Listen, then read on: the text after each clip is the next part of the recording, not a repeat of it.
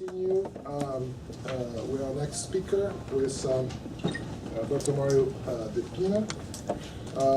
It's going to be also a biological talk. He is the second time he comes to our school. Actually, he's finished his PhD in '92, I believe, at City University in New York, under Garrett Nelson. Garrett Nelson. Yeah. And from there, he went to did a tour at the Smithsonian in Washington, then the second tour at the Chicago Museum of Natural History, before coming back to São Paulo, where he's a professor at the University of São Paulo, the Museum of Natural History there. He's done several significant contributions to the field of basically, well, I call it reconstruction of evolutionary relations. They have this some fancy name, phylogenetic systematics, which is going to define much better for you. And in particular, his, I think one of the most fundamental works was in the concept of homology in phylogenetics. So without further delay. Thank you, Renato. It's a great pleasure being here again. This is always a very interesting crowd, and I love talking to people who are not from my area. Should we mic him? Oh, I need the mic? Yes. My voice is usually okay. We want the people in the back to get everything. Okay, so. That's fine? Yes. That's okay? And this? Just put it here. Anyway. This is weird. Okay, that's better. So it's always a great pleasure talking to people who are not from my own area. It's really different. You get interesting questions, so it's really nice. Let's see if this works. No, it doesn't. How do I change the slides? Only here in the computer, or is there? Is this? No. No? No. So it's in the computer. No problem. I'll stay here. Okay, so Ronaldo yesterday has given you a nice overview of sexual selection and the dynamics related to sexual selection. So today, since the subject is so interesting, I'm going to talk about sex again, but only as a small part of my talk. Just a few examples I couldn't help showing you because they're just too juicy to leave out. So I'll go back to the subject a little bit. My main purpose here is to transmit to you how we express evolutionary relationships, how it is that we show this thing is closer to this one than to this one, how we know that how things are related. That's my main purpose, because this is so important to think straight about evolution. I'll tell you the story later, but actually it took a long time for this to become widely known even within specialists in evolutionary biology after Darwin. So just more on this later. But anyway, it's impossible to talk about evolution without showing as the first slide Charles Darwin and his Origin of Species. All you guys are intellectuals in academics, and you have seen Ronaldo's talk yesterday, so I won't go into the details of that. But everybody knows the idea of evolution is closely associated with Darwin's life, with Darwin's name. Many people thought about evolution before him, but Darwin was the first one who actually synthesized everything into a coherent theory that convinced everybody that evolution was a fact and proposed a mechanism to explain how it works, which is natural selection. So I found this incredible slide in the internet. I don't know who did it. It's on Google Images, and I got this. This is excellent. The text is not there, it's just the image. But this is natural selection, if you want to know how it works. It's based on 4 very simple principles that can be observed in many natural environments, in many natural systems, in all species. This is exactly what Darwin did. Everything he wrote was based on these 4 basic principles. First, the observation that individuals in natural populations always display variation. They are not clones of each other. They are always a little different from one another. 2, certain individual variations are inheritable, which means that they pass from parents to offspring.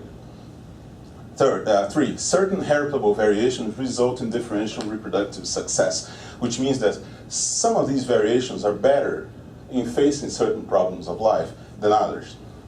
And finally, the conclusion of all that, differences in reproductive success due to heritable variation cause changes in the relative representation of such variations in the population. This is a bit more complicated because it's summation of all the others. But basically it means that over generations, certain variations are better than others at multiplying themselves. And so that's how evolution works. This has been developed over the years into a very coherent theory and completely quantified of population genetics that explains what happens when you have a specific selection pressure, specific variation, and a specific set of genes. This was all developed in the early 20th century and is still being developed today, but it's a quite solid theory. Everybody knows the practical applications and the practical examples of that. This is in every biology textbook. This is the example of Biston betullaria, the moth in England, that before the Industrial Revolution, this form here, which is this one, more visible here, but is also here, mimics the lichens and tree trunks very well. But there is a very rare form, which is black, which is very visible against the same background. So this is strongly counter-selected, because birds can see it. Birds prey on these things. So then came Industrial Revolution, and most tree trunks in England became like this, black. So now this one is the visible one, this one's the invisible one. And guess who became more common? Like the white form became almost non-existent because it was so easy for birds to spot. And then comes the late 20th century and pollution is again not an issue. Trees become like this again. And guess what happens? The white form becomes more common again. So this is a classical example of natural selection caught in the act. But there are many, many, many other examples. It's like, I'm not going to go into that. It's just one that you probably don't know because this is relatively recent.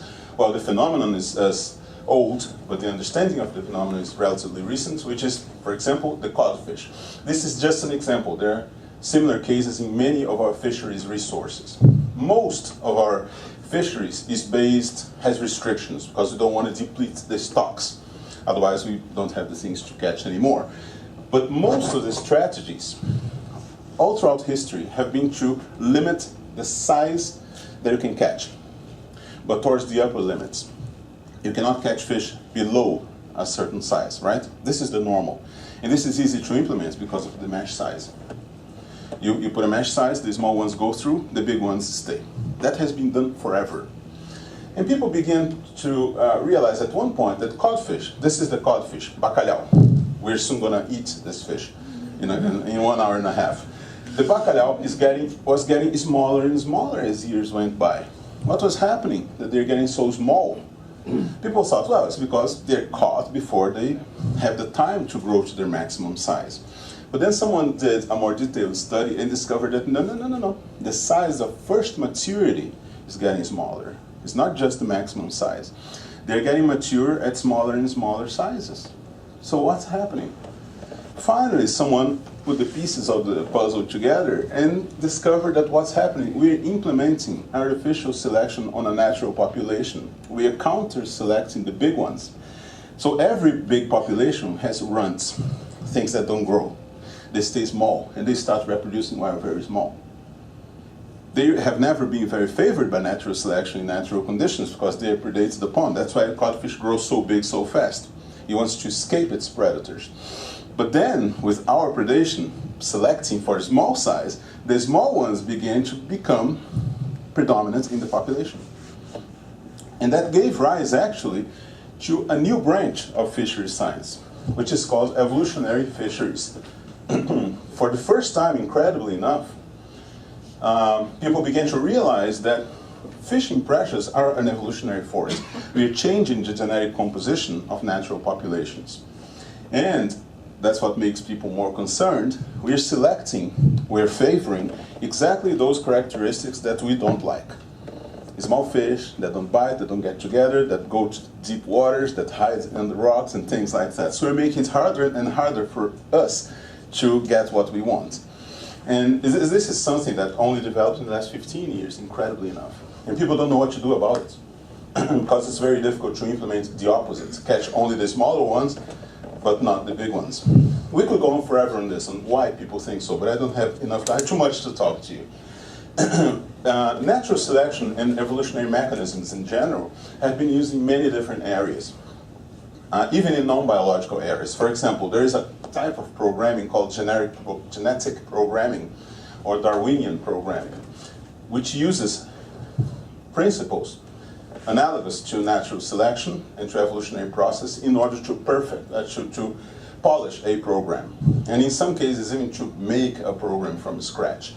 This is basically a program that forms an environment where multiple copies of a program are going to compete.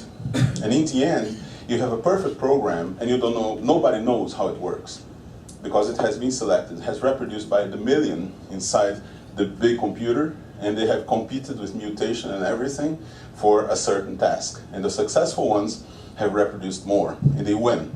This is called genetic programming. And if you see the flow charts in their books, I mean, I'm not a programmer, but if you look into their books, it's full of biological names. You see, perform reproduction, copy into new population, perform crossover, this is to increase variation, select two individuals based on fitness, blah, blah, blah. So it's all biological. It's inspired by what they read in evolutionary biology. So Darwin's idea actually works in areas outside of biology very well. Has anyone ever seen this? No? This is an object called a gombok. What is a gombok? A gombok is an object that was predicted to exist in the real world by mathematicians,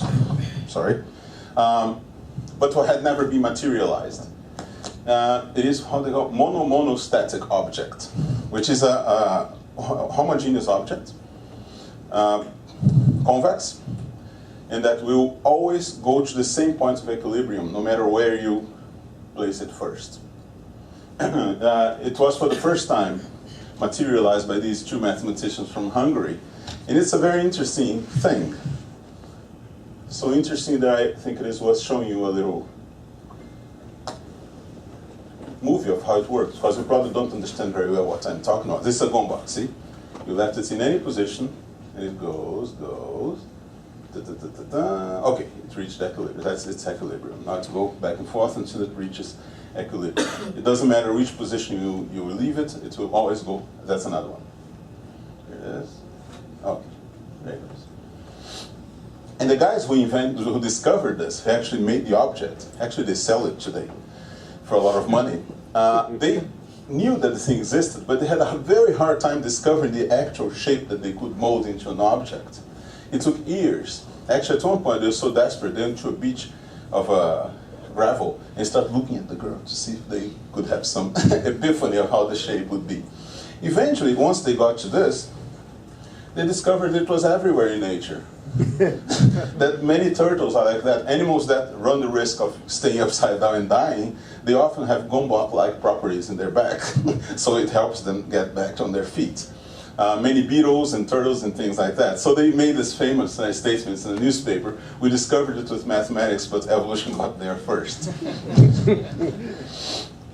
So the theory of population genetics, which is basically the mathematics associated with natural selection, has been developed for a long time in the 20th century, since the pioneering works by Fisher, C.O. Wright, Haldane, and people like that, all very famous, and these are the names you see in textbook all the time. They're famous equations that I even see them printed in biology students so they don't forget.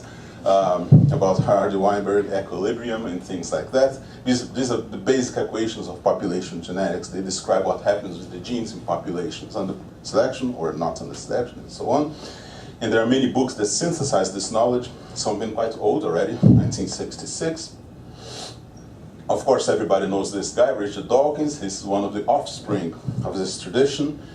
His semi-scientific book, The Selfish Gene, focused our attention not quantitatively but only qualitatively on certain aspects of evolution that we had not paid attention before. But I want to go back to Darwin, because Ronaldo showed yesterday this book, The Descent of Man and Selection in Relation to Sex, where he explains certain things that in his time were considered as very hardly explainable by natural selection as we normally understand it. And some of them are extraordinarily pedagogical about how selection can go ways that we don't expect, and how it works in conjunction or on the substrate of basic characteristics of a species or the details that differentiate different species. For example, many people ask, how can the peacock's tail be this incredible? It's obviously a handicap for the poor animal. I mean, it's more prone to predation, it takes a lot of energy to do that, it's clumsy, I mean, walking around with that thing all the time, it's difficult walking with these things that live in forests. So it is not the most practical thing. How this thing evolves by natural selection, it looks counterintuitive. Ronaldo explained yesterday how this works. And this slide, again, is a slide that synthesizes the idea very, very neatly. I'll just go through it again because it's such an important idea and it can't hurt to go through it twice really quickly.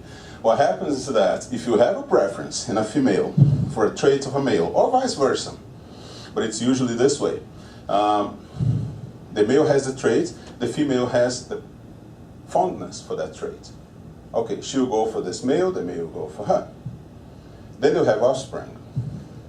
This offspring will inherit both the tendency to have the trait that the male has and the taste of the female for that trait. Notice, it's a double way. But the taste is only expressed in the female and the trait is expressed in the male. But both inherit both. It's just not expressed in some of them. Like facial hair, for example, in us. I mean, only men have it, but women have the genes that make the same thing. If we give them hormones, they will have. So it's circumstantial, okay? They have the genetic apparatus to do that, it's just not expressed. So it's the same thing. So as generations go by, what happens? They will have offspring that inherit in double dose both the genetic characteristics for the trait and for the fondness for the trait. And what will happen in the next generation? The trait will be more extreme and the taste of the females for that will be even stronger. Over time, that results in things that are completely absurd, like the peacock's tail. When does it stop? Why the peacock's tail doesn't go all over the universe? Because at one point, there are other forces that say, no, enough is enough. They begin to diet too much. It's like costs too much. So there are other forces, of course. It's not only sexual selection. So everything has a limit.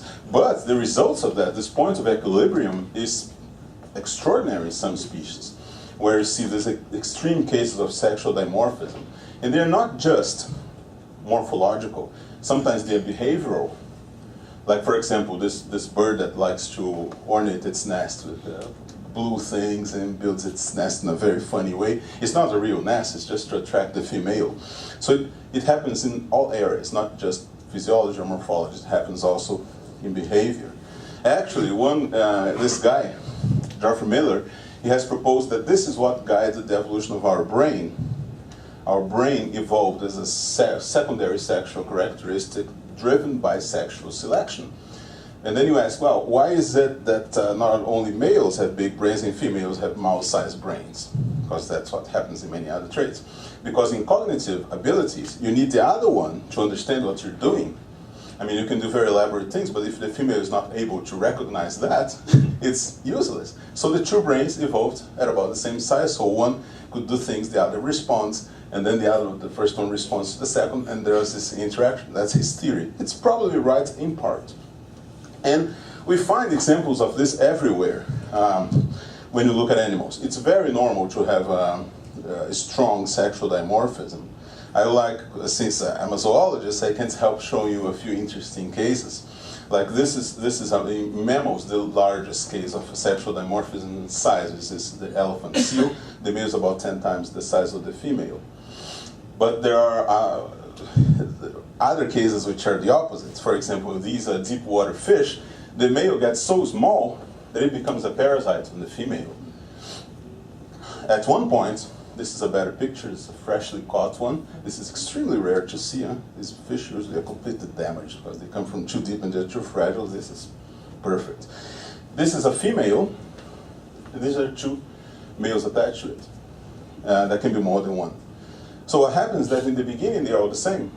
Eventually the female grows and the males find the female, attaches to it and never lets go. It's a marriage for life.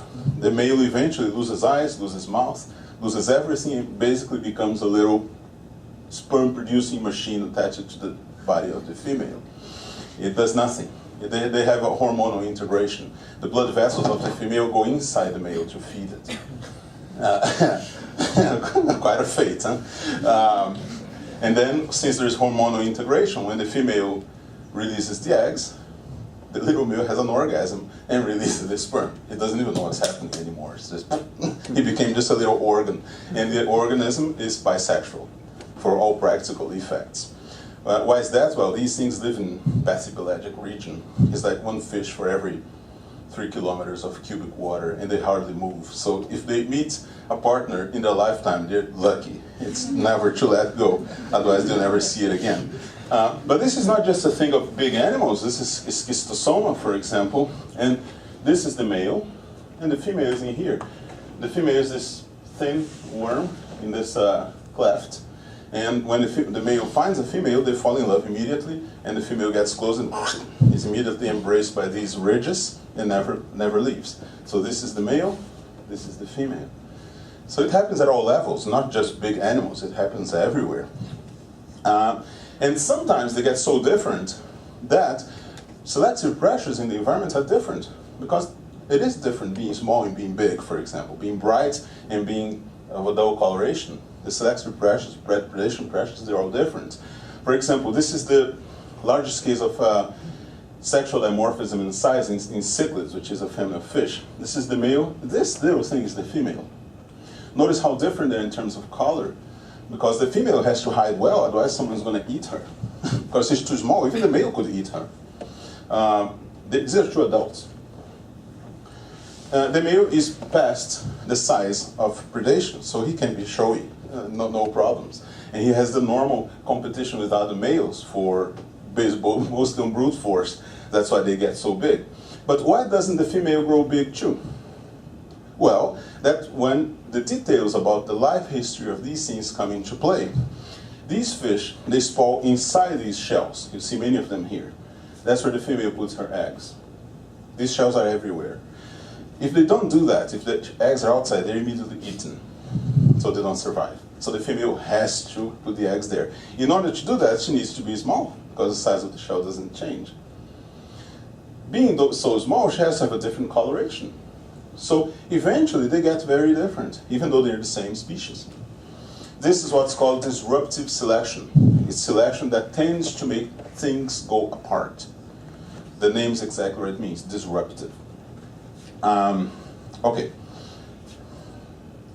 Of course, there are many examples in invertebrates. So this is the opposite in terms of size. The female is many times bigger than the male. This is one, well, it's not the same species, but you see this spider is very similar in gardens everywhere, including here. This is the male, this is the female, these are two adults. It's an extreme case of size difference. Of course, if you look into the details of the lives of these spiders, the males eat very different things than the females. They build different webs. Of course, they're different animals, so they're subject to different pressures. Not all invertebrates, most invertebrates is the female who is bigger, but in some of them it's the opposite. The male is bigger. For example, in this one, this is one isopod, which is a freshwater, in this case, freshwater crustacean, and the female is here in the belly of the male. The male actually has a specialized pair of legs. You see there's one missing here. This pair of legs is holding the female, and she stays there the rest of her life. And what happens if she leaves for 1 minute? Another male comes and tries to grab her from the first male. And they start fighting for her, and her legs are pulled apart and she dies. So she has to be small to be under the body of the male all the time, so she's not destroyed. So there is selection against getting even a little bit bigger. Ronaldo yesterday showed us this, the case of the parthenogenetic lizards. And we have one, I don't know if it's the same one you showed yesterday. Same genus. Same genus, yeah. This one is parthenogenetic and is a hybrid species between these two other species. I don't know their names, but you later can tell us. It's a hybrid species that became parthenogenetic, which means that the female reproduces without males. That's a very interesting case and occurs in many groups of animals, but always in very isolated cases, small groups, short-lived. That's why we discussed yesterday about the validity of sex. I won't go into that because we already discussed it yesterday, but this one is for my favorite group, which is fishes, is worth mentioning. This is what's called a sexual parasite.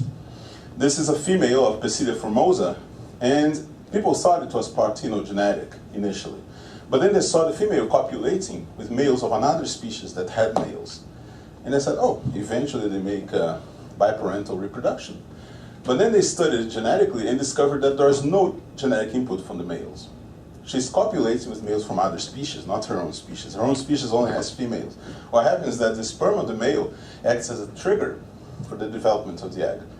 But the genetic material is not incorporated. So it just spits out the genetic material when the time comes to form the zygote. So it's basically parthenogenetic but needs males. And since it doesn't have males, it parasitizes males from other species. And it got specialized in being particularly attractive to males of other species. So it's a big price if you have these things around if you're one of these fish, because the females are more attractive than the respective females of their own species. So the males all want to copulate with them, leaving no offspring at all. So this is why they're called sexual parasites.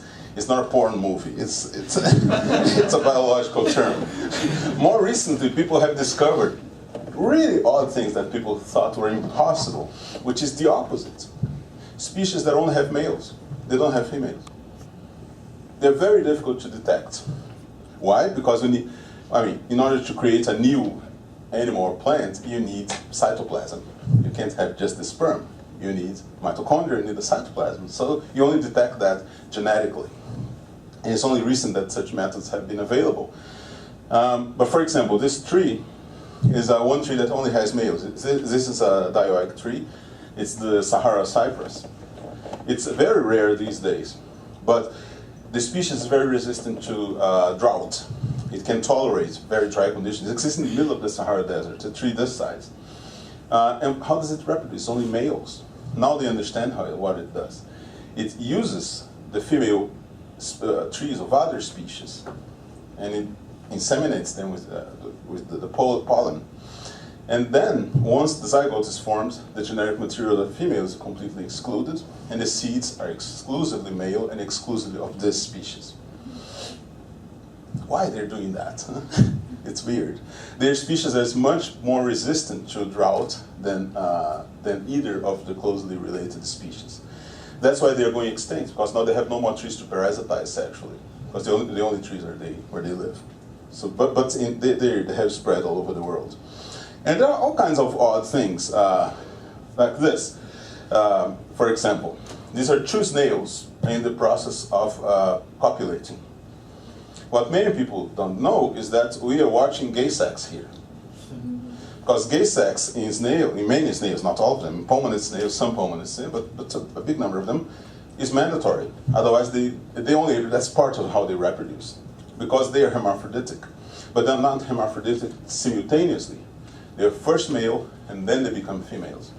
So when two snails meet, they're both male. They both produce sperm. So they exchange sperms, so they do sex.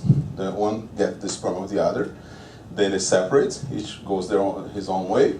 And then they turn into females, using the sperm of the other male to fertilize his own eggs, not her own eggs.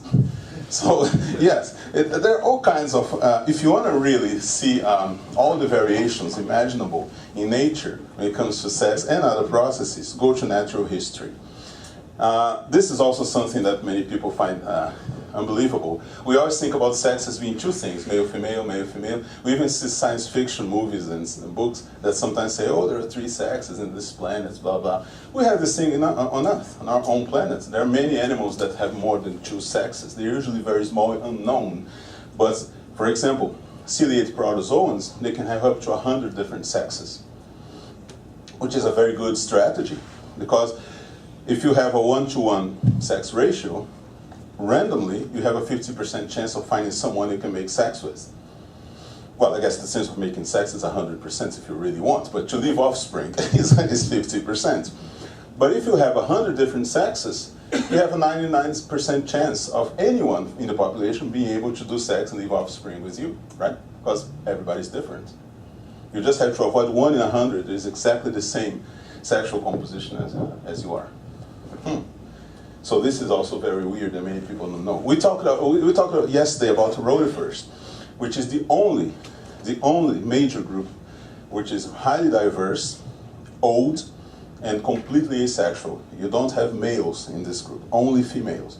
And worse still, worse still, it is possible to construct their evolutionary relationships, which should be impossible because they are clones. So they shouldn't have a history of descendants in the usual sense that allows the usual methods to reconstruct phylogeny. So what's happening? The thing was solved a few years ago. They discovered that these rotifers actually do a lot of sex, but they do sex not among themselves necessarily, and not with contact, but they do sex with DNA from the environment. They take bits and pieces of DNA floating around in the water and incorporate in their own genome. So they do a lot of sex. That's why they're so diverse, and that's why they have been surviving for so long. That's the paper that discovered massive horizontal gene transfer in delicate rotifers. Basically, sex is this, is exchange of genetic material between different individuals. Anyway, an extension that took a long time to happen of natural selection to explain some phenomena, again, that were apparently counterintuitive for selection, is the development of social behavior and altruistic behavior. Like the sentinels that warn other members of the group that there is a predator. Usually this guy is more heavily predated upon than the others because it's yelling or the predator is coming, so the predator is going to see it first. So what possible force of selection would drive this kind of behavior to evolve? This took a long time to be discovered. It applies also to social insects, applies to warning coloration in many animals, because if your predator hasn't learned yet, you increase your chance of being eaten, right? It will eat you first and then discover it tastes really bad, but you have to die first for you to learn. So all this was explained, to my view, very well by this guy, William D. Hamilton, in the mid-60s. Some people say this guy Hamilton was the most important evolutionary biologist since Darwin. I kind of agree with him. He was a genius. He was absolutely brilliant, and he explained lots of things. For you young people who are starting your careers, don't get discouraged when your paper is rejected by a major journal. These two papers, 1 and 2, were rejected by 17 journals before he could get them accepted. And they're considered two of the most important papers in evolutionary biology in the 20th century. So yes, it's a word of hope for us. Because they're so different. And Hamilton also explained many, many other things. This guy, for example, is Peter Medawar. Incidentally, this is the only Nobel Prize who was born in Brazil, ever. He was born in Petrópolis. Yeah, of a, Lebanese father and British mother. And he went back to England when he was 8. But hey, he was born here. He's listed in Wikipedia as a Brazilian Nobel Prize. So he proposed an explanation for senescence, why we get old, why we have these characteristics that we perceive as getting old, somatic degeneration and things like that. His idea was very good, but the one who made the real hard work, you see parts of the pages here, was Hamilton, showing how this was a correct theory. That natural selection naturally will tend to push the deleterious effects of genes towards the later parts of development. So the same gene that makes you strong and healthy at 20 may be the same gene that's going to make you have a brain cancer at 50. It doesn't matter, because at 50 you already reproduced. So the deleterious effects are pushed towards the later phases of development, and that explains senescence everywhere. It's a bright explanation, and I think it's completely correct. Hamilton, of course, is most famous for this little thing, which is basically the inequality that says when kin selection is going to happen. Basically, it's when the coefficient of relatedness will be bigger than the ratio between the cost of cooperation and the benefit of cooperation, whichever way you decide to measure this. This is the basis of the explanation for altruistic behavior, because if you see most animals that show altruistic behavior, they form groups that are related by kinship. So you can quantify this. For example, you're related to yourself completely, but you're only related 50% your parents or brother or sister or your child. But as you go further from yourself, the relatedness gets smaller and smaller. So once people say, he said, yeah, I'm willing to die for 2 children. But to die for a cousin, you better put 8 cousins there. I couldn't die for a cousin. I don't have 8 cousins. So, and then when you contrast these numbers with nature, this is exactly what you find. It's very interesting exactly because of this. The equations, actually, they make predictions about the world, and you go there, check them, and they're there. It's exactly the same number. And in some cases, I'll get to this really quickly, but in some cases, it's even, let's say, a little politically incorrect to get these data. Because for many years, there are no data about infanticide of adopted children versus real children. They thought this posed a wall of prejudice against adopted children. So these data are not available. And finally they got these data, collected the data newly, because it was not available in social files of most countries. When they got the data, it was exactly what social biology predicted, what kin selection predicted. Adopted children are killed by their parents at a much higher rate than their natural children. So that was predicted, and the data was specifically sought after to prove that. Eventually, this whole thing became what's known as social biology. I don't know if you guys heard about this, but this is, how can I say, practically a curse in the social science.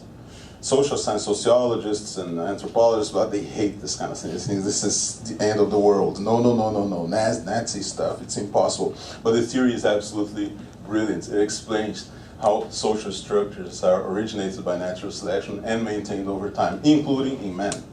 We are a social animal, just like, not social, not really social, but whatever you have of social is explained by the same principles that guides and controls the evolution of social behavior in many other animals. It became very, very famous. Leo Wilson is a celebrity. At one point he couldn't go out in the street because people would throw eggs at him.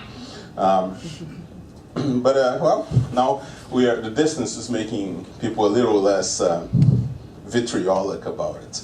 Obviously, the association they did was sociobiology and eugenics, the movement of the early 20th century, the first few decades of the 20th century that tried to improve the human race by selection. Only some people can reproduce, the others cannot reproduce, and things like that, which is something incredible. If you look in Google, look for old eugenics ads, you find very things that today are very shocking. For example, the most merciful thing that a large family does to one of its infant members, large family, poor. You can read poor, is to kill it. Okay, easy solution. I mean, this was actually being said. People said these things. So eugenics is not a movement that's very endeared to people today. So in making the association between social biology and eugenics, you basically put social biology under a very bad light in society, which is a very low blow to give social biology. Didn't deserve this. It's a brilliant theory.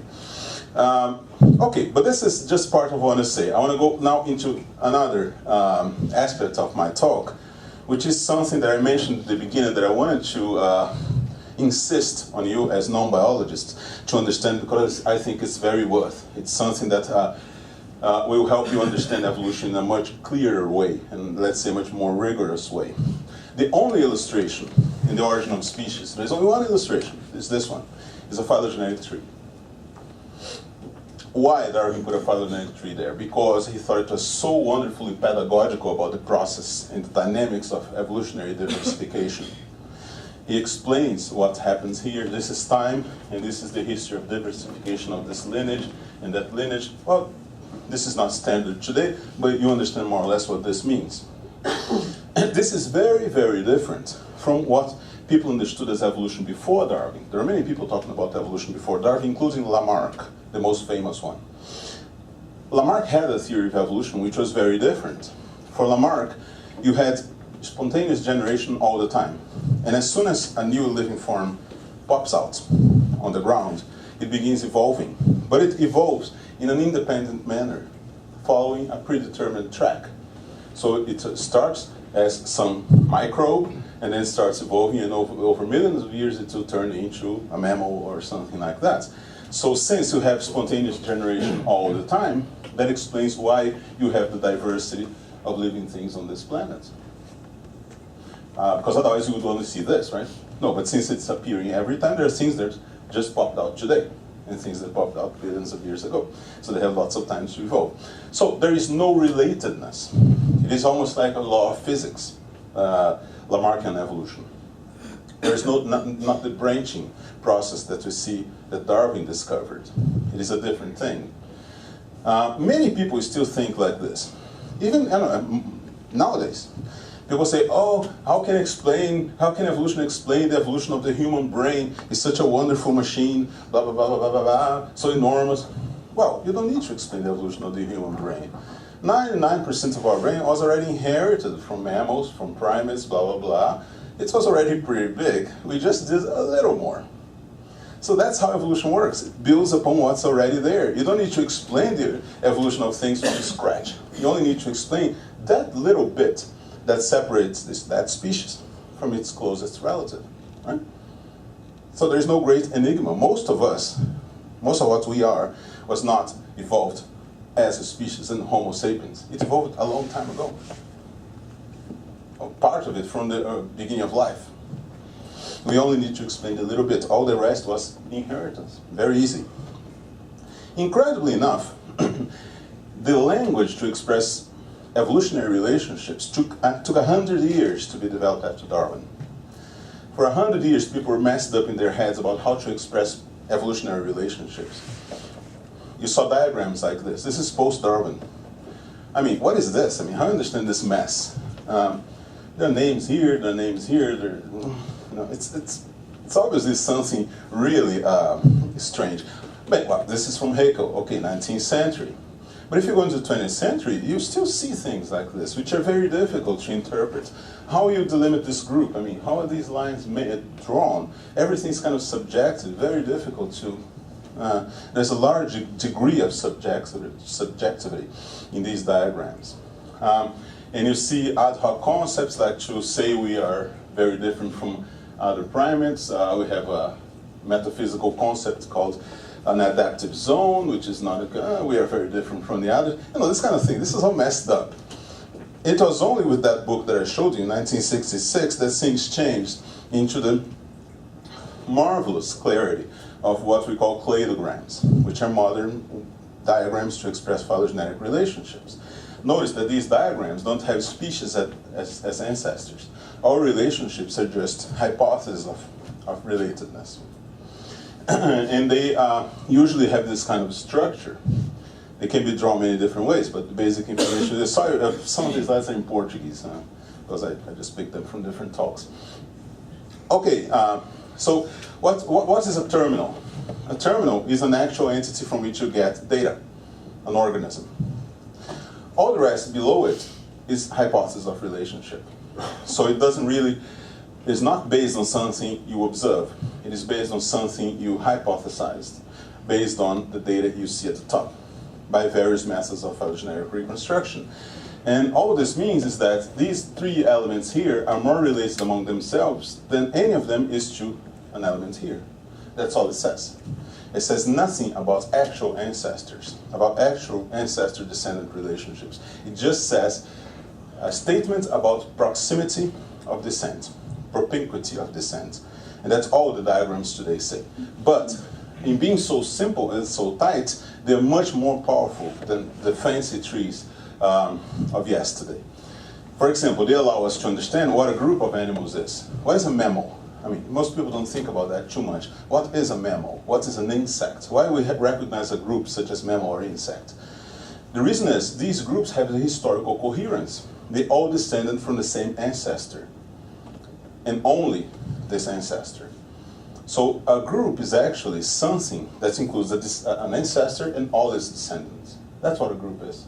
That's why we recognize things like birds, like mammals, like crocodilians and things like that. That's why groups exist, because they had a single species which was the ancestor of all of them, and then they diversified.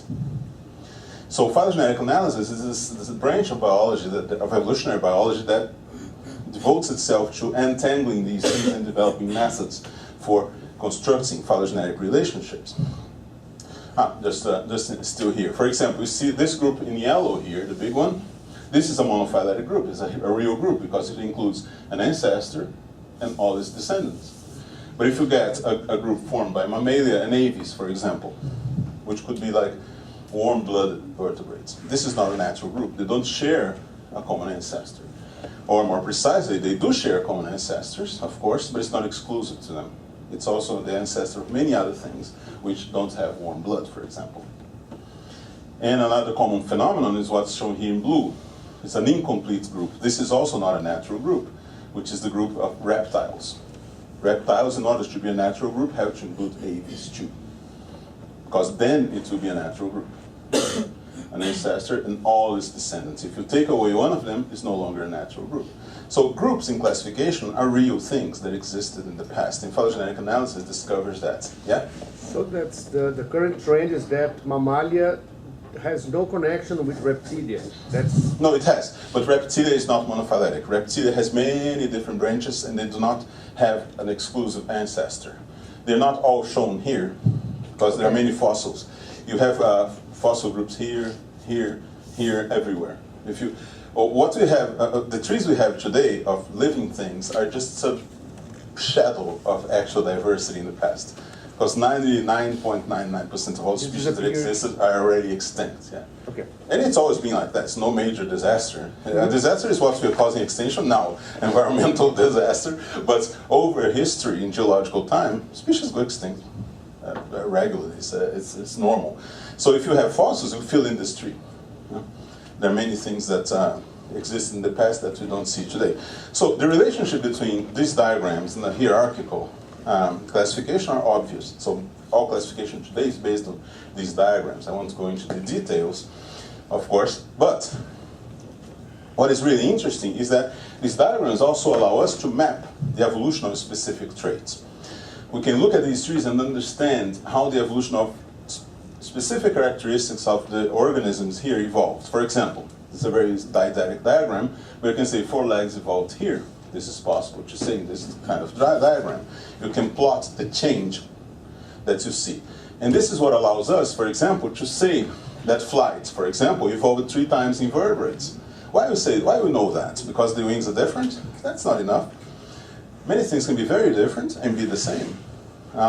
We know that because when you make a tree of vertebrates, this comes in one branch, this second one comes very distant from the first one, from bats, and finally birds are still very far away. So we know there's 3 kinds of wings, only have evolved independently, so they're convergent. That's why I say they evolved 3 times. You need a phylogenetic hypothesis or a diagram to be able to say that. And that allows us to say a lot of interesting things. For example, stick insects have lost wings many times. And a detailed phylogenetic analysis allows us to show that wings were lost and then regained again. We can only say that because we have this kind of hypothesis there in much detail of all the species and how things change in each branch. Otherwise, you can't say that. If you don't have a hypothesis of relationship, you can't say anything about how things evolved. And they're very useful. It's a pity that Ronaldo is not here now, but because this is covers this, he just stepped out. His area of specialty. For example, you're bitten by a snake, and not all snakes have specific antivenoms for them, right? You have antivenoms of different kinds that cover hundreds of species. So, for example, if you're bitten by a king brown, there's no specific antivenom for king brown. Which one are you going to use? Well, you go to a cladogram of these snakes. You see the king brown is here. What are its closest relatives? These ones in green. So you get an antivenom of one of these snakes. You shouldn't get an antivenom here. It's too far away. You increase the probability of surviving if you take something from a snake, made for a snake, which is phylogenetically close to it. So you should get one of the one of these species here that are shown in green, in this green clade. So it is useful, yeah, it can save your life. And you ask, well, how can you be sure about what you're saying in relationships when these things happened so long ago and nobody observed them? There are many methods that are used for that, mostly statistical and based on congruence. But there is also a small branch of what they call experimental phylogenetics. People who made artificial phylogeny of bacteriophages, which are viruses that eat bacteria, and they made their own phylogeny. They separated the ancestral lineages, and they let them diversify, blah, blah. They evolved fast enough so you can do that in the lab. And eventually they tested back all the methods to reconstruct the phylogeny and confirmed that they actually are able to reconstruct the phylogeny that was artificially made. So yeah, there are many independent lines of evidence that show that we are on the right track. Of course, today we have a phylogenetic hypothesis for the whole of life, or the whole of life that you still have living things there. More precisely, probably the base of the tree was more something like this, because there is so much horizontal transfer. But this doesn't mean you cannot make phylogeny. Phylogenies are normal in this case too.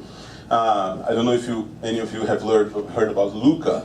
LUCA is an abbreviation for Last Universal Common Ancestor, which is the last thing that was the ancestor of both archaea, bacteria, and eukaryotes. Archaea are one kind of bacteria. It's very different. It looks like a bacteria, it's a prokaryote, but it's very different. It's as different as eukaryotes are from bacteria. So these are the three main domains of life, and one of them was actually a fusion or reticulation between the other two. Recently there was this paper where they tried to, they did something weird. They got all the genes in gene bank for prokaryotes and a few eukaryotes, and mapped all these genes for protein coding, took the ones that were not protein coding, genes that code for protein, and made several filters for where they occur in this universe of prokaryotes and eukaryotes, and arrived at a set of 355 genes that they think have to be the genes that were in the last common ancestor, the LUCA thing, last common ancestor of everybody.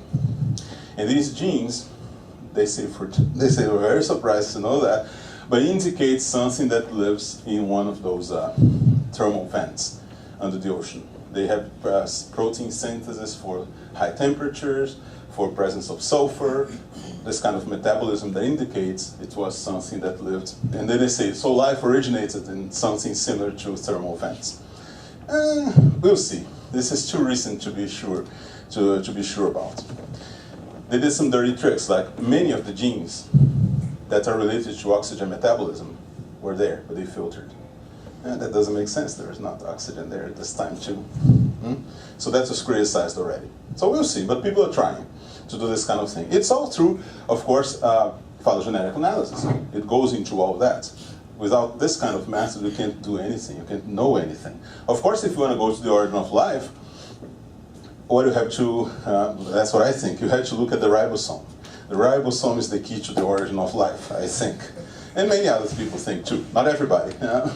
Especially this particular P site, so it's called the P site. This is probably the most ancient part of the molecular machinery in all living beings. It is the only thing that is exactly the same in everybody, from retroviruses to mammals, to insects, to deep water fish, everything. This little portion of the ribosome that does part of the link between the peptides that will form protein. It is an extremely complex machine, but this little part is very small. And this is probably the oldest part still in the bodies of living things.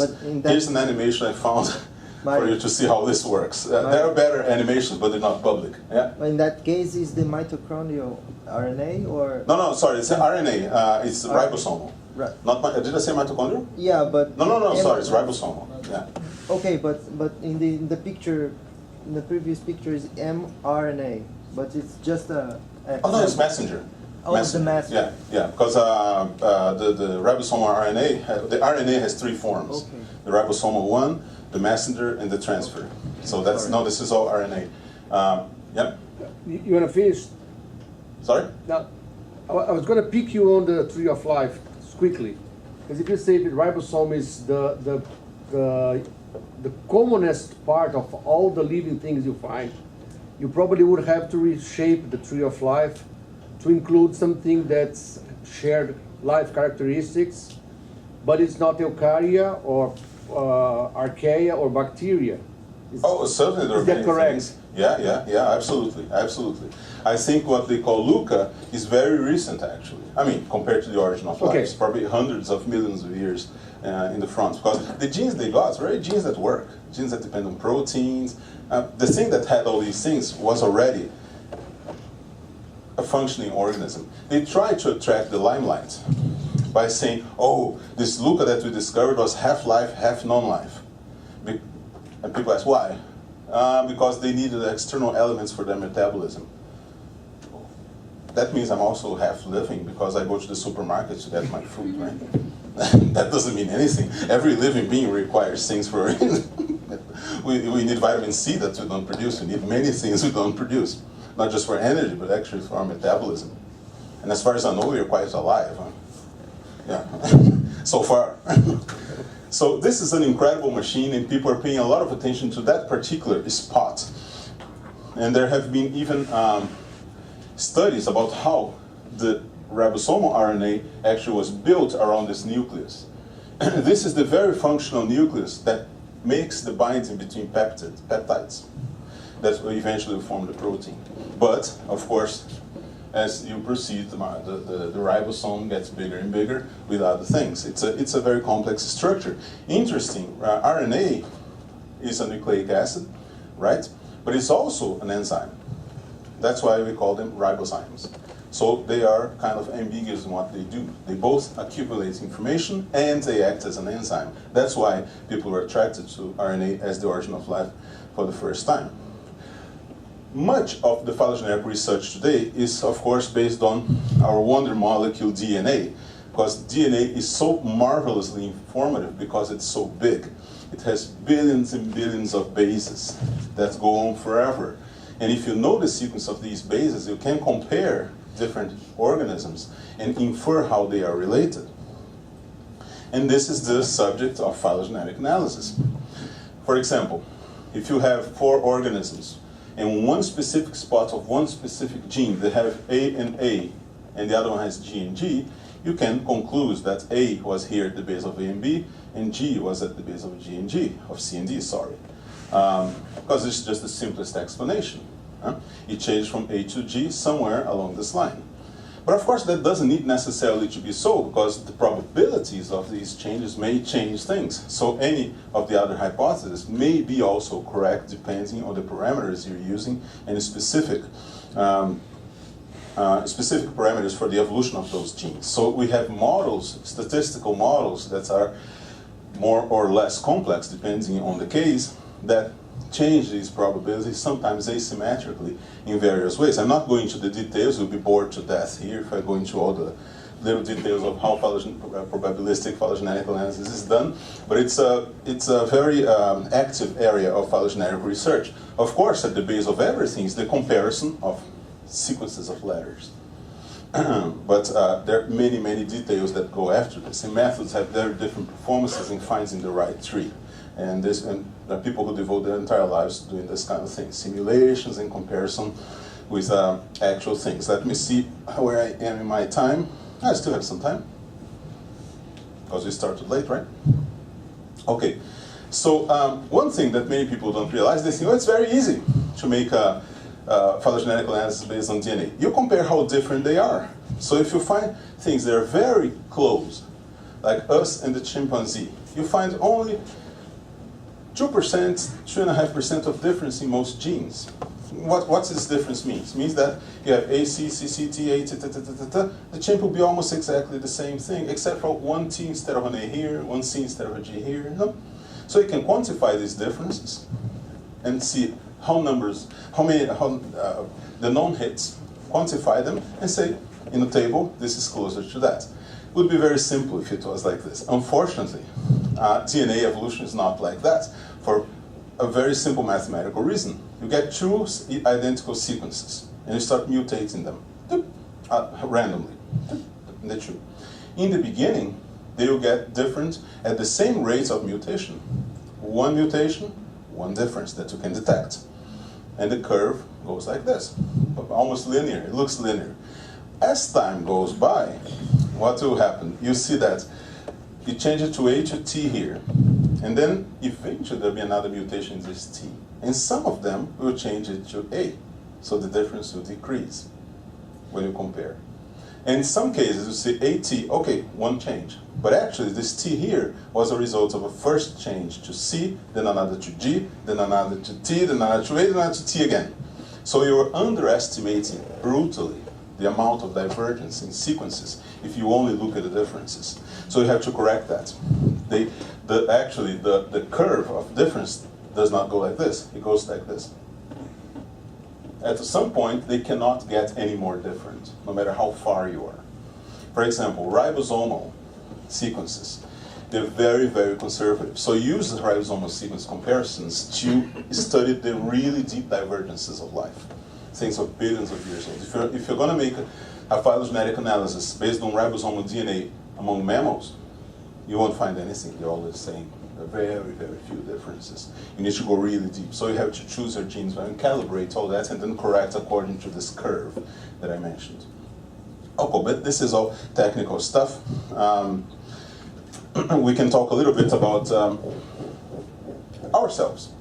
Of course, this has been one point of attention since people began to compare animals in general. Are we part of this? Are we part or not part of this? So this is just one phylogeny that includes our genus Homo and then Pongo, Halobates, Macaca, and all the other, a few of the other primates there. What is interesting here is that with this kind of divergence in nucleotide sequences, you can also estimate time, because these mutations, in some cases, they accumulate at a quasi-fixed rate. Not completely, they can change in branches, they can change everywhere. This all has to be calibrated. But if you make all these allowances, you can tell the date of divergence of certain things by the number of nucleotide changes you have in the comparison of their DNA.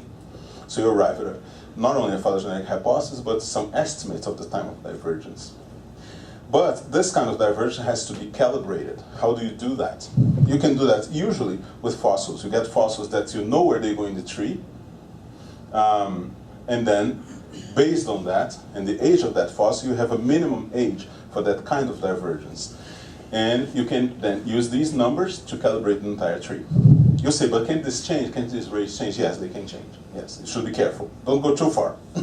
You have to stay more or less in the neighborhood of where you are for these calibrations to be reliable. Otherwise, you'll begin to get distorted results. The rate of heterogeneity of a tree is actually the biggest problem in any kind of phylogenetic analysis. Like here, you can have, let's say, one change every million years, and here you can have one change every 10 million years. That distorts the tree in the analysis completely, so you have to correct for that. Of course, there are other ways of testing this. If you have access to some biogeography and can date the events and can correlate these events with specific points in your tree, then you have an independent way of evaluating these calibrations and see if everything is right. Of course, this is all very difficult, takes a lot of work, but it can be done, and it is done every once in a while. And once you have things that are well calibrated, you can do really cool stuff, which is, for example, dating the Hawaiian Islands according to their divergence from a specific group of organisms that only lives there or diversified there, because their history of diversification is going to be the history of the islands, of how they originated by volcanic activity.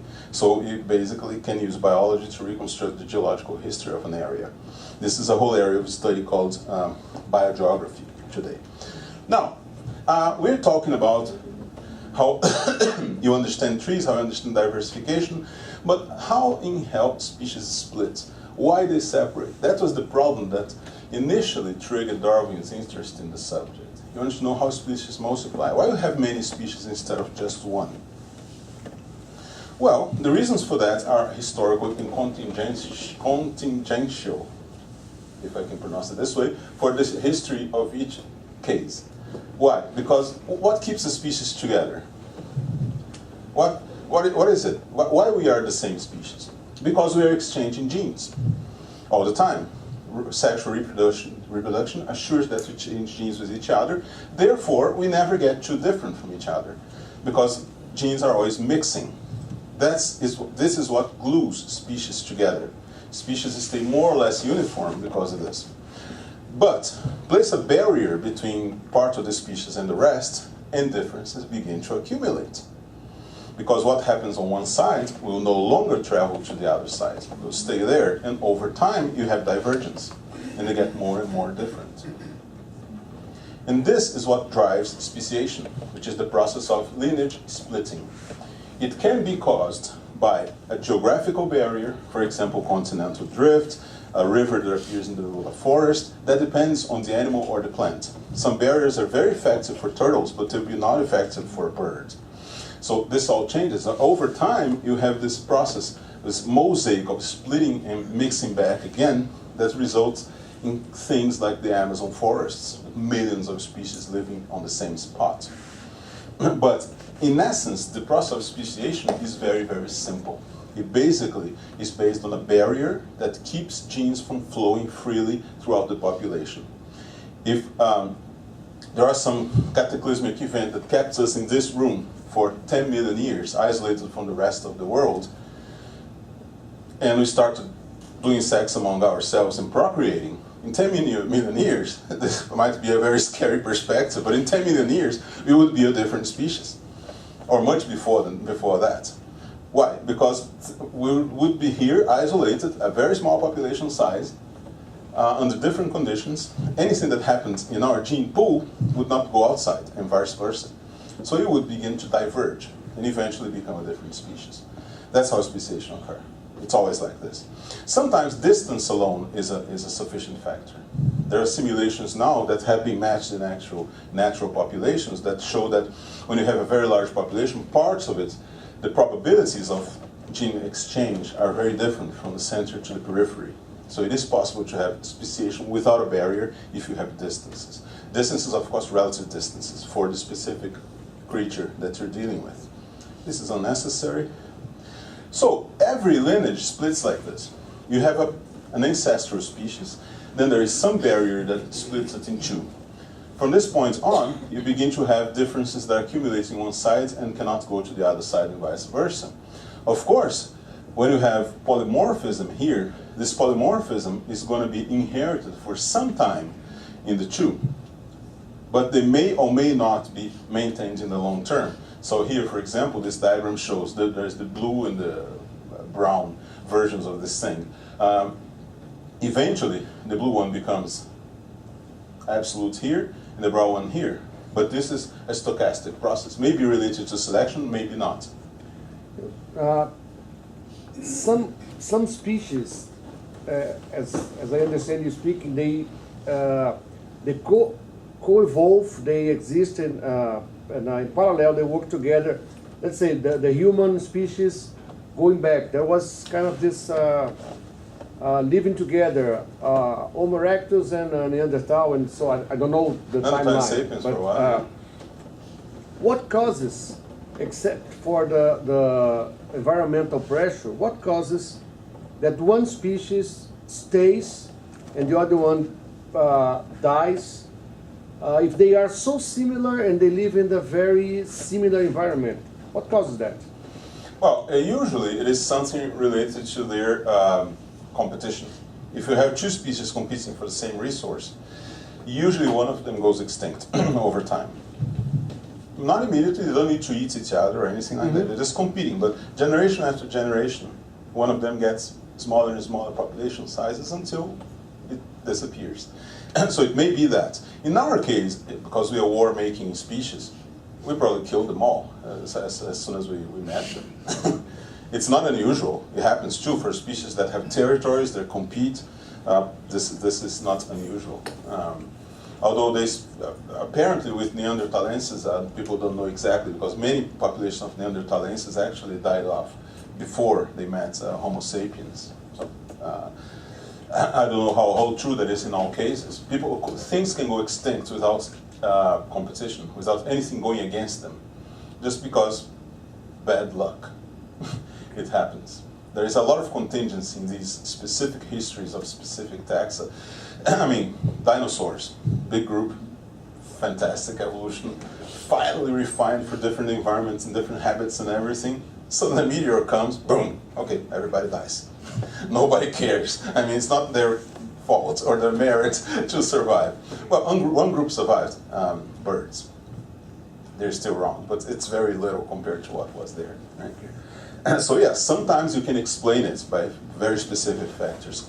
Temperature change, climate change in general, change of resources, blah, blah, blah. Sometimes you simply cannot. It's very difficult to spot. What you can say is that it happened, when it happened, and what's the structure of diversification that led to the extinction of some lineages. These things you can actually test directly. The others, you need to go specifically case by case, because these causal factors are very multifaceted. Okay, so this is just a little explanation of what people mean by coalescence, which is an interesting concept that's everywhere. When you say, oh, Lucy was the most recent commonest of all the humanity, well, what they did was the calculations to see mitochondrial DNA, which is inherited exclusively matrilineally by the mother. Mitochondria only exist in the cytoplasm, so it's exclusively a mother inheritance. They made the calculations and discovered that there was this ancestor there some time ago. And they say, oh, Lucy existed. They called her Lucy. But many people think Lucy was like the only specimen of that species, of our species, that was the ancestor of everybody. No, she was just the bearer of the version of mitochondrial DNA that everybody inherits today. But if you went to the population where she lived, it was a normal population, with lots of males and females procreating all the time. Normally, she might not be different from anybody. It might be a purely stochastic process that eventually resulted in her being the mitochondrial ancestor of everybody. So there are a lot of misconceptions about how these things actually work. For example, one thing that cladograms helps us, I didn't mention this before, but it's very important, is that when you have a lineage split, okay, one species divided into two, which species is older than the other? None. They're the same age, because they both originate in the same point in space, in time, sorry. So they're the same age. If this was 1 million, this is 1 million. By definition, there's no other way, there's no way out of this. And that applies to all the rest of the branching diagram, which means the following thing. For all things living alive today, all of them have the same age of evolution. We have as much time of evolution as bacteria in our gut. The same, because we came from the same point. And since time is ultrametric in a tree, it's always the same time, it's all the same age. So lineages have all the same age. It's the splits that occur at different ages, okay? So this is a very important thing to actually melt away some of the misconceptions about how evolution works. There are one species is not older than the other. You can say it changes more or less relative to another one. But the time is the same, all right? Okay, so there are many models of speciation that explains what can happen. They get different names. There are actually many more names than this. So allopatric, which is the classical case, peripatric, which is peripheral isolation, parapatric, which is a variant of peripatric speciation, sympatric speciation, which is on the same spot. So all this happens in biological systems anywhere. And there are many different mechanisms that explains each of them. We can go into that if you guys are interested later, but I'm not going to go into details at this point because I'm running out of time. Okay, when you get to our own phylogeny, this is actually the point that it raises most contention in society when you're talking about evolution. Can we treat ourselves as any other animal? Yeah, nothing changed with us. We're just one more species of great ape. We are a species of African great ape that's evolved in those particular conditions, eventually became an invasive species and went all over the world, like pigeons, like cockroaches, like many other things. And as normal with invasive species, when they first enter the environment, they create havoc. They just destroy everything, use all resources. Why? Because the normal parasites are not with them, because normal predators are not with them. All the difficulties that kept their population in check in the original area are no longer there. So they make a party. They just occupy everything, destroy everything. That's what we're doing right now. We're not unique in that. Many species do this kind of thing. We're just doing it in a grand way because we are so big.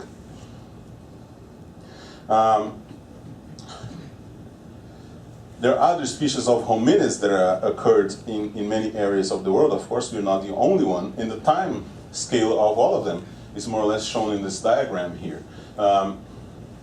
Many people think, oh, okay, this means that this species is is much more evolved than the other ones. No, it doesn't mean that it's more evolved. Okay, as I said, the time of evolution is the same for all terminals in phylogenetic analysis. Of course, some of them were extinct, so you have to discount the part that they no longer exist. But the time of evolution is the same for all of them. Okay, just some splits are more recent than others. Just the split doesn't mean anything. There are species of worms which are separated by 10,000 years. Okay, that doesn't mean anything. It's in terms of how long you have evolved, just as a separate species. But the similarities between our own species and our closest relatives is really impressive. I mean, it's amazing that it took a while for people to realize that there is no difference, no fundamental difference, that we're basically the same thing, including cognitive abilities. Renato first called my attention to that chimps are a lot better than we are, even at some intellectual tasks. Like remembering numbers on a screen. So this is Scary.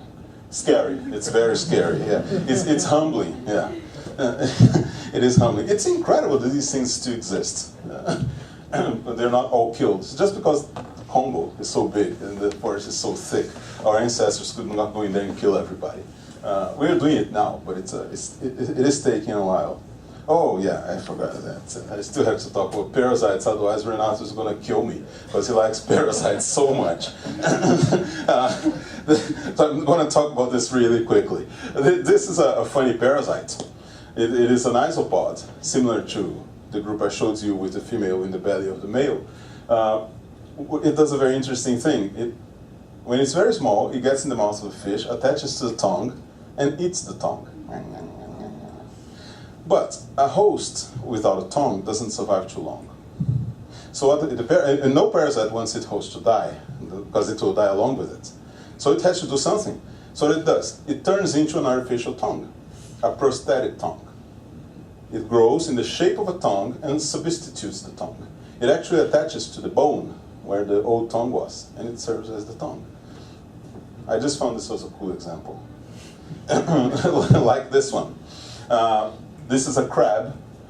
Most people say, people who know about crabs, this is a female crab because it's carrying this egg sac here. But no, this is a male crab actually. And these eggs are not the crabs. These eggs are for parasites, which is actually a highly modified barnacle that transformed itself into this kind of cancer that goes inside the crab and changes its physiology and behavior. It makes the crab a species of robot for its own reproduction. It's a very impressive animal indeed. When it's free living, it's just like a normal larvae of a barnacle. But when it attaches to a crab, it turns into something very different, almost like a fungus that goes inside it and controls its nervous system so that it behaves differently. Like even male crabs behave like females. When the egg sac comes out, they go to the top of a rock and just shake the support of the egg sac to spread the eggs, just like a female crab does. The female crab does the same thing too. It's just that the male and female turn to the same behavior because of the parasites. But what is interesting in evolutionary terms about parasites is that they also have their phylogenies. And since they are attached to the host, usually their phylogenies tend to match the phylogeny or the pattern of ramification of the host. And we are part of this. We have examples of that on us. We don't need to go too far. For example, this is lice. Male-female lice. Human lice. We are like the dirtiest, in terms of lice, species of great ape. We have 3 species of lice. The other apes have 1. Well, anyway, I'm not too lucky. But this is 2 of them are actually subspecies. They're in the process of splitting, of being differentiated. So we had the head louse, we had the pubic louse, which is actually going extinct. but people shower too much these days. And the body laws, which is actually stays in the clothes. Its cycle is in the clothes. So its divergence from this, its sister species, is about the time when people start wearing clothes. Molecularly, it's about the same age as the oldest clothes known from humans, which is interesting. And this is the phylogeny of the lice. This is the phylogeny of their hosts. Notice that the phylogeny is similar. And this is what you find in parasite host comparison of phylogenies. Usually their structure is very similar because they co-evolved. So the host splits, the parasite splits. So this is a very interesting way of seeing evolution in action again. If you don't find a structure of relationship completely unrelated to the structure of relationship of the hosts. They're usually related. Very similar beyond what would be statistically acceptable randomly. Much beyond, orders of magnitude.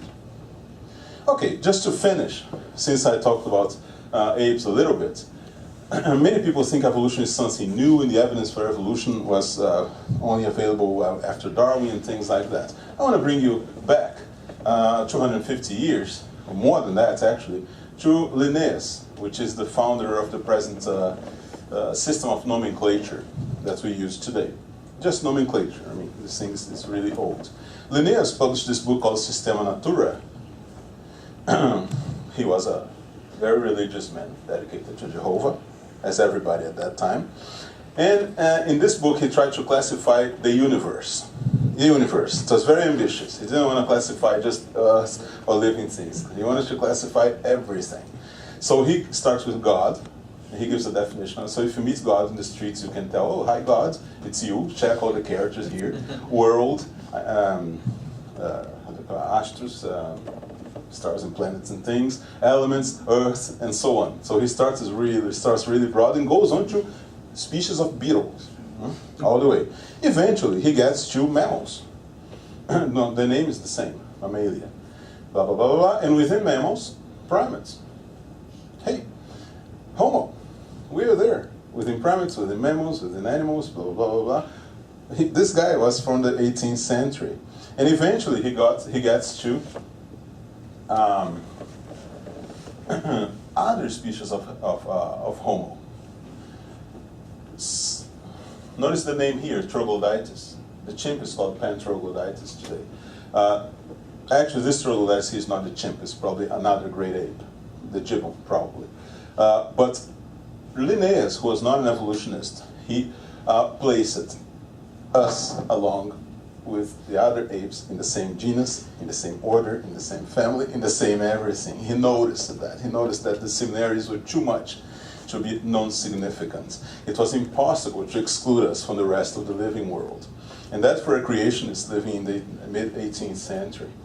Many people didn't like that. And this is a fabulous letter he wrote to humanity. This is not published, this is a letter. I mean, it's published as a letter. He didn't publish interesting things like that. He just wrote in letters. Look what he says. It does not please you that I have placed men among the anthropomorpha, that means primates. Perhaps because of the term with human form. But man learns to know by himself. Let's not quibble over words. It will be the same to me whatever the name we apply. But I seek from you and from the whole world a generic difference between man and simian that follows from the principles of natural history. I absolutely know of none. If I had called man a simian, or vice versa, I would have brought together all the theologians against me. Perhaps I ought to have done so in respect of the laws of our discipline. Well, with that, I will end my presentation. Thank you very much.